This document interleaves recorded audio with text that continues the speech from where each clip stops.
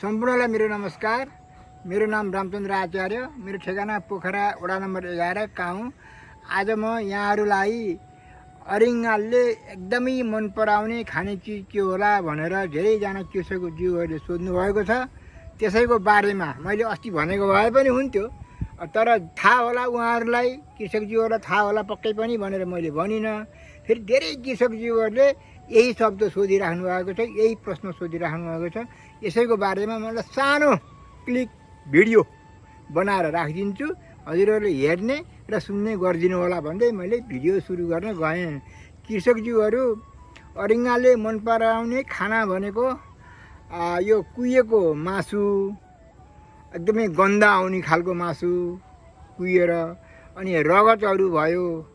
अनि त्यसपछि गएर फलफुलमा सबै फलफुल, बढी त अब यो केरा, आँप, स्याउ आदि आदि धेरै चिजहरू हुन्छ एकदमै गन्ध आउने, अति नमिठो गन्ध आउने। अरिङ्गालाई साह्रै मिठो हुन्छ, किनकि मिठो हुनको कारण त हो कि अरिङ्गाले चाहिँ अब त्यस्तै सडेक गलेकै खाने चिज गर्छ।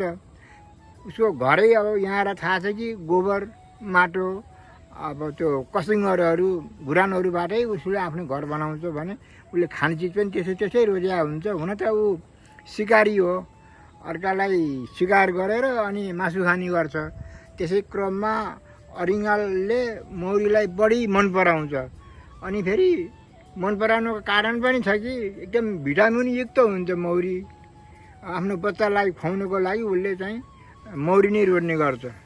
यसै कारणले अब जब हाम्रो यो मौरी ओसार्ने गर्छ, हाम्रा मौरीको घारहरूमा आएर यसलाई मार्ने भन्नेको तरिका, अब मैले अस्ति त पासो पनि भनेको थिएँ। पासोको जुन काठको एउटा बक्सा हुन्छ त्यो पनि मैले हजुरहरूलाई देखाएकै हो। त्यो काठको बक्साभित्र सडे गलेका मांसहारी वस्तु र कुहिएका फलफुलहरू यदि राख्नुभयो भने त्यो गन्ध अलिक टाढासम्म फैलिन्छ र मौरीले अरिङ्गालले खाने चिज यहाँ रहेछ भनेर खुरु पासोभित्र पस्छन्। यसै गरी हामीले चाहिँ अरिङ्गाललाई पासोमा फसाउन सकिन्छ भन्दै यो भिडियो मैले यहीँ अन्त्य गर्न चाहेँ। हजुरहरूलाई कस्तो लाग्यो अब मैले हजुरहरूलाई थाहै होला भनेर अस्ति नभने हो। धेरै कृषकज्यूहरूको आह्वानमा मैले यो भनिदिइसकेँ। यदि हजुरहरूलाई यो भिडियो साह्रै मन परेको छ भने, साह्रै मन परेको छ भन्ने मात्रै है, लाइक गर्नु होला र मेरो यो युट्युब च्यानललाई सब्सक्राइब गर्न पनि नभुल्नु होला भन्दै यो भिडियो यहीँ अन्त्य गरेँ।